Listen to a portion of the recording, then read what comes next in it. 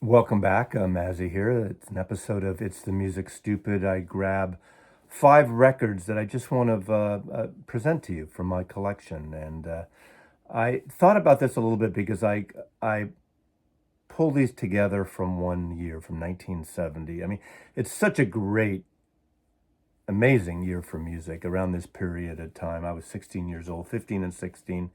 And I pull albums that aren't necessarily the ones you always hear about. Obviously, you've heard about most of these if you're of a certain generation, but it's just great music and it's very rootsy music, country influences, just good songwriting. And a lot of times this could be considered, these are the songs. It's the song, stupid, because these really hold up in terms of songwriting, singer songwriters, especially with one exception here, I think. And one maligned album. I picked two albums by one artist that I'm going to end with. I get in these modes of this artist, and I'm in a mood of him, and I'm taking another deep dive. It usually happens every year or so, and we'll get to that in a minute. But I'm going to start out with, to me, one of America's great songwriters, great popular songwriters. And I've showcased his music many times on this channel. And I realized this album came out in 1970. Why did I pick 1970? It started out because of the last artist here that you'll see. It has two albums, one maligned intensely at the time, but another follow-up that I think is a brilliant, underrated album by that artist. But I want to start out with Randy Newman, 12 Songs. And uh, his first album that came out, what is it, 67, 68, is a very orchestrated piece and very almost avant-garde classical with some interesting arrangements. Of course, the great piano playing by Randy Newman from almost like a majestic family of musicians and composers, the Newman family. His was his great uncle. Is it Arnold Newman? Not Arnold Newman. The composer who worked on a lot of film scores, and then his cousins, and not Arnold, that's the photographer, excuse me, but just comes from a musical dynasty out of Los Angeles area. And the summer times he would spend in New Orleans. And I've always said that Sail Away to me is one of my top albums of all time. But in 1970, he put this album out called 12 Songs, Randy Newman 12 Songs. Very minimal art production from Warner Brothers Records. It almost looks like a bootleg in essence. And this is produced by the great Lenny Waronker, A&R and producer at Warner Brothers Records. But what's great about this is just a great songwriter in a minimal band, and it's not overproduced. It's a probably his less produced album aside from his live album that came out earlier. I think the next year, maybe 71. Can't remember exactly when, but some of his greatest earlier songs are on here. And I almost pulled Nielsen Sings Newman because Harry Nilsson did an album around this time of Randy Newman songs. And Randy Newman's wasn't a well-known songwriter to the masses. And Nielsen does an entire album of Randy Newman songs, and it's a beautiful record. It's kind of the opposite of this in terms of production. But what's great about this, first of all, the musicians on here. On guitar, we have Ry Cooder bottleneck guitar, the great Clarence White, one of the greatest acoustic guitar players and electric guitar players too, who later would become a member of the Byrds. He was a guest on Sweetheart of the Rodeo. He was from the bluegrass outfit, the Kentucky Colonels, early on in the 1960s. Just amazing guitar player. Unfortunately, died way too young while he was loading his equipment in a car. Got hit by another driver driving by in the 70s after the Byrds split up. But an amazing guitar player. Listen to the acoustic guitar playing on the Byrds Untitled, on Chestnut Mare. It's stunningly wonderful playing. Of course, him and the drummer Gene Parsons, who was the drummer in the Byrds during that period, who was also on here as one of the drummers on here, invented the B-bender, that the apparatus that kind of makes a Telecaster guitar have essentially play it like a pedal steel in a way, a steel guitar. And Marty Stewart now owns that B-bender, that original B-bender that was Clarence White's guitar. Al Gibbon and Lyle Ritz on bass. Again, Gene Parsons on drums, along with the great Jim Gordon, the great musician. Tragedy there, which is in other videos I've done. Another story. Percussion, Milk Holland and Roy Hardy, and of course, piano by Randy Newman. But the songs on here, Have You Seen My Baby, which Ringo Starr covered on his self-titled 1973 album, Ringo. Really a great kind of rockin' song. Let's Burn Down the Cornfields. He writes a lot about the South. Those early days and growing up and spending time in New Orleans, his historic relevance, in songwriting and his historical, how he picks up storylines of the South, of the social and political South, just historically, is really a big part of his songwriting as well. Mama Told Me Not to Come, another great song that was a huge hit for Three Dog Night. You have Lucinda, Lover's Prayer, Underneath the Harlem Moon. Yellow Man, a song that was covered by other artists, I believe, on that Nielsen album. Old Kentucky Home, of course, and I think Ry Cooder covers that as well. But this is a wonderful record. It's a tight record. It's a rock pop record, not a schmaltzy record, but just the essence of this and these records that I'm showing are the songwriting. Excellent songwriting, fantastic record, 12 songs, and that's it. It's the song Stupid by Randy Newman. That's what I'm concentrating on here. Also from 1970, the debut solo album, John B. Sebastian. This is had some problems out of the gate, unfortunately, because obviously a member of the Lovin' Spoonful, this record came out in two versions. I used to have the other version, but I got rid of it during my 95 purge. It came out on MGM Records, and then he had signed with Reprise Records. MGM was the label that put out the Lovin' Spoonful records, some of the great pop singles of the 1960s. And they should have continued in a certain way, because I think they were hot from 65 and 66 into 67. Summer in the City in 66 is one of the great summer songs of all time. And of course, he goes solo, and this is the debut. And it came out on two different labels with two different covers. This is the Reprise version. And of course, they pick up this Riding the Wave of him at Woodstock. He opens up Woodstock because they weren't ready yet. And he comes out and plays his set and just brings down the house. A very emotional opening set. Of course, we all know that famous picture if you've ever seen Woodstock. The album, the film, that tie-dye jeans jacket that became sort of a symbol partly of the Woodstock movie and the Woodstock generation. But this is a great song-filled album. You have a great set of all these musicians that were really kind of overlapping in 69, 70, 71, 72. Obviously, on bass, you got Harvey Brooks, the great East Coast bass player, who played with so many artists like Al Cooper, played on the Super Session album. The bass on that album is great. But you have Steve Stills, you have David Crosby and Graham Nash, and of course Buzzy Linhart on Vibes, Buddy Emmons on Pedal Steel, I guess, here. The Ikettes singing on this, but a lot of other artists. It's got a rootsy feel, but the songwriting, Red Eye Express, is probably the most produced song on the record. She's a Lady, a beautiful, heartfelt ballad. His guitar playing. He's a folk artist. He's a folk rock artist, comes out from the East Coast folk sing, and then like a lot of those bands at the time on the East Coast and the West Coast, come from the folk scene and start rock bands, and folk rock became a big part of their discography. You're a Big Boy Now, I Had a Dream, but a beautiful, beautiful record. And John Sebastian doesn't get a lot of love. He did have a lot of somewhat hits in the 70s, of course. There's albums like Tarzana Boy.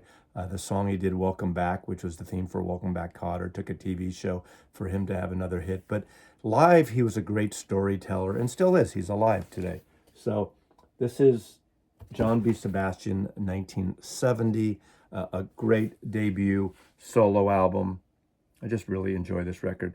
This is produced by Paul Rothchild, who also worked with The Doors and a lot of albums on Elektra Records in the 1960s into the early 70s. John B. Sebastian, 1970. Sticking with the country mode, an album that I think is very underrated and one of his best albums ever. And it's his second solo album, and that is The Beatle, Ringo Starr, Beaucoups of Blues. This is the album that's his country album. Now, Ringo always had these country roots, even with the Beatles, rockabilly, country, obviously. They're Gonna Put Me in the Movies, Act Naturally is a country song cover. Honey Don't, another Beatles song. Ringo Starr was always a fan of country music, and his first album was that album of covers, a big band of the songwriters produced by various artists like George Martin and Quincy Jones and many other interesting album. Big band standards album, if you will. But this is the album that is great. Goes to Nashville, records with the great session musicians of the day. This is produced by Pete Drake and engineered by Scotty Moore. But you got Charlie Daniels, you got Buddy Harman, the Jordanaires, who backed not only Elvis Presley, but Ricky Nelson here, Charlie McCoy. God, the best. Pete Drake, I said, Ringo Starr, of course, Roy Husky Jr. There is the whole band right there. This is my UK copy. I do have an original Apple American copy, but this is a UK edition. I don't know if it matters in this, but I was collecting these. And here is the wonderful gatefold. This has a great sound to it. There is a long version, I believe it was on the cassette of Coochie Coochie. That is a long version with great acoustic guitar playing, and just a really good roots record.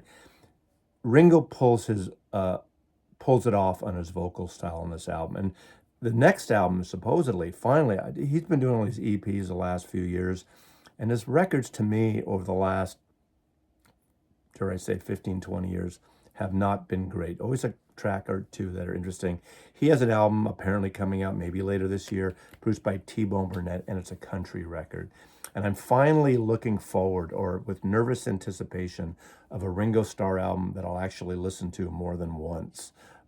It could be that album, because T-Bone Burnett obviously is great with roots music, is great with acoustic music, and how he uses different kinds of stringed instruments and percussive devices.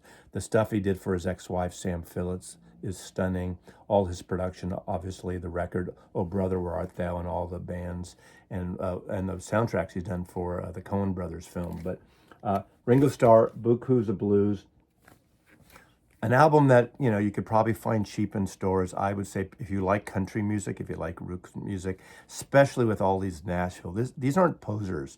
It's kind of like Dylan going to Nashville and working on Nashville's skyline. So many artists have gone there. The Beau Brummels did it in 1968 with Bradley's Barn as well. But this is an underrated record? People like me actually bought this album because it's a Beatle, because it's a Ringo Starr. But I got into this album, and I learned to love this album early on, and just think it's one of his best albums. It's definitely a top 3 or 4 Ringo album for me. And lastly, I'm going with 2 Bob Dylan albums in 1970. First, Self-Portrait. Now, this is one of those records that some people just hated in 1970. Although it sold 3 million copies, it actually did really well. And the infamous headline of the review by Greil Marcus in Rolling Stone magazine was, "What is this shit?" He'd come off of Nashville Skyline in 1969. Now, we talked again about Bob Dylan doing something really different. His voice had changed, obviously. In 69, he had a different thing with Lay Lady Lay and the stuff on Nashville Skyline and him on the Johnny Cash show. I am all in on Dylan, and with the announcement of this 50th anniversary of the live Dylan and the Band series, I've been playing Dylan for the last 24 hours, like about 7 Dylan albums. But around this kind of 68, 69, from John Wesley Harding till about 71, 72, up till 74. I always liked this album. My buddy David and I always talked about this album when it came out, and really liked this. But the critics hated this album. It's an interesting album because there's so much in here. You know, if you compare it to the White Album, because of the different variety of styles of music, of bits and pieces of things, you know, the Beatles get a pass because there were these different artists putting things together, and it's so vast and so interesting. I think this is the same. There are covers on here. There are uh, almost instrumentals and introductions. I really like the beginning. It opens up with All the Tired Horses with this kind of these three gospel singers, or these black singers who just have this stunning opening of this piece, and the orchestration comes in. And I do want to show, and I will talk about this as we get into it as well, another self-portrait. Now, this is sort of the bonus thing. There is another Dylan album I'm going to show from 1970, but this is the bootleg collection from 69-71 that contains some of the outtakes of New Morning and of self-portrait and alternate versions, some demos, some versions of songs without orchestration. Now, the opening track of that, All the Tired Horses, to me, the critics hated that. I think it's one of the most beautiful pieces of pop music around this period on any record. Now, is it a traditional, normal styled Bob Dylan song? No. He wrote it, he arranged it. The strings come in here are gorgeous. I love, on this set, the version without the strings. So you just hear the guitar playing of Bob Dylan and David Bromberg. And it's just a great, think of it as an overture to the album, as an intro to the album, and then enjoy it for what it is. All these great musicians are on this album, and he thanks all these people. We go in Alberta, number one, I Forget More. Days of 49, a traditional song that he brings up. The Bootleg Series album, another self-portrait, has another version of that. These two albums coexist. This is a 3-record set. There's a CD version of this. I am all in on the Bootleg Series. And what's interesting enough, you know, the liner notes on this, the major essay is written by Gretel Marcus, who originally wrote that Rolling Stone article, What Is This Shit? What is this shit? What is this shit? Here's the thumbnail, maybe. We'll see. You know, these two, literally, these are self-portraits. These are paintings by Bob Dylan on both these album covers, 3 records. But the great thing about this is hearing these wonderful sounding versions. Sometimes there's a completely different arrangement of a song, which we've learned how wonderful they can be, and how Dylan made ultimately probably the best choice, but how, you know, his outtakes are usually better than a lot of people's final releases. Also on here, Early Morning Rain, which is to me just a wonderful, wonderful folk song there. That is a Gordon Lightfoot song, and he covers it beautifully on Self-Portrait. So he was doing some great cover stuff. I think Gretel Marcus and others were wanted more new Dylan, wanted more, you know, I don't know what they expected. This is him taking, I wouldn't say a break, because he's doing 2 versions, 2 records of a lot of music. Now, you know, there are those who say we should have culled it back and made it a great single record. I don't think so. Copper Kettle, Let It Be Me, that's a standard. Elvis and others recorded that song, almost like a pop schmaltzy standard. If you've read Bob Dylan's The Last Book he did on the songwriters, the songs, I did a video on that some time back, and I advise you to listen to the books on tape version of it, because it's Dylan introducing with all these other actors and musicians talking about reading the chapters, and the music he's into, the songs he's into. It actually makes this album make more sense when you hear him talk about these great pop songs and traditional songs and folk songs and blues songs. This is that kind of the beginning of him doing that. Now, when Columbia put out that Dylan album, which is called Dylan in 73, I think it was, when he leaves Columbia, he goes to Asylum Records, does the live album, and Planet Waves, and was it 73, 74, that Dylan album came out. And people didn't like that in the same vein they didn't like this initially. Some people, especially the critics. Screw the critics, right? Fuck the critics. It just seems the covers on here that some critics had issues with. Let It Be Me, Blue Moon, The Boxer, the Paul Simon song, The Boxer. God, it's so good. Blue Moon. Da, da, da, da, da. Dylan does it well. Years later, he would do these so-called Sinatra records, the crooner things with Triplicate and that series. And again, some Dylan fans, their heads exploded when Dylan did. Come on, why doesn't he do some original music? He's given us more original music than anyone. Now, again, the bootleg series, the outtakes on here, are just stupendous. I really like this record. I think a lot of people reevaluated this when this record of outtakes came out. So about 4 months later, Dylan, 3-4 months later, gets back in the studio pretty quickly after the lambasting of the critics of Self-Portrait. By the way, that was produced by Bob Johnson, who had worked on earlier Dylan records and a lot of folksing, a lot of stuff for Columbia Records. But then he puts out New Morning, and I think this is considered an underrated album, but I think it's one of his best albums ever. And it's a really interesting album. Again, this is kind of a co-produced. It's Bob Johnson again, although he left and Al Cooper kind of came in. Apparently, it was a difficult album for Dylan and Al Cooper to produce. A lot of songs were considered for this. More covers were considered, actually. And you hear it when you listened again to this. So you got Dylan again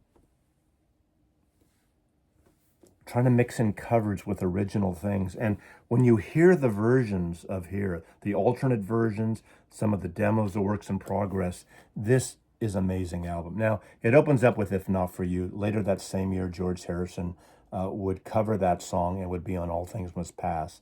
I do love this version. I like the Harrison version. I like this version. A great country song by Bob Dylan and a beautiful record.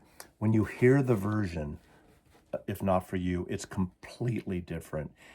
I think it could have ended this record, a second version of it. Now, he's done that before. He's done like different versions. Did it on Planet Waves with Forever Young. Sometimes an artist wants to do two versions. Harrison does two versions of a song on All Things Must Pass. Is it necessary? No, but it is so different and so wonderful. The version of this, if you haven't heard the version of If Not For You on this, it's a total rearrangement. Is it better? It's as good. I don't know. But what's great about this set, it has alternate versions on there. The other thing that is quite different, this is the booklet that comes in around this period. Now, this outtake bootleg album, along with Self-Portrait, does have a couple of tracks live from the Isle of Wight festival too, that he did in '69. That kind of that first appearance again, the rebirth of live Bob Dylan. But there's a song in here that's always been one of my favorites here. It's the kind of beat poet jazzy song, If Dogs Run Free. Now you listen to the version on the Outtakes album, the bootleg series. It's nowhere near as good. It's just a normal song. You got those you don't have the background scatting that you have on here, but you have the three vocalists doing backgrounds. You realize how mundane that song could have been. Adding it on here with the scatting, the background scatting, and that wonderful arrangement, that kind of beat poet, half speak arrangement, just kills on this album. Day of the Locust, Time Passes Slowly. There is a sort of a beat 60s thing, even though this is 1970. This has one foot in the 60s and another foot in the 1970s. Three Angels, Father of the Night, New Morning, of course, the title track. There's a gospel sound to this. I did a video a number of years ago, I'll try to link it at the end of this, called The Gospel of Rock and Roll. And I'm a huge fan of gospel music, but I was, in that video, I was referring to the blue-eyed soul of gospel music, from Leon Russell to Delaney and Bonnie to Bob Dylan to George Harrison to John Lennon with God, and all these artists who are going through this sort of, the band, this rootsy, from like 68, 69 into 72 maybe, that 4-year period, that really kind of has this kind of rootsy gospel, you know, festival on stage, organ stuff going on. Just really wonderful, soulful music. I just love it. Swampy stuff.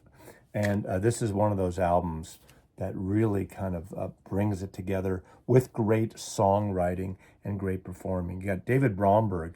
He's all over both these records. I mean, what a great guitarist in his own right. Toured for years with Jerry Jeff Walker. They did record a version of Mr. Bojangles that was going to be on one of these albums that it turns up later, I think on the Dylan album maybe, but was left off this album again. You got Harvey Brooks, Charlie Daniels again, Al Cooper, Russ Kunkel.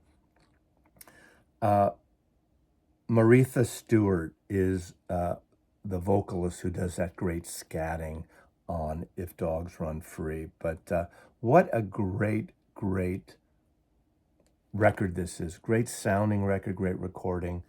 This is elongated. It's the Music Stupid. I just love this music. The Bob Dylan period is stupendous.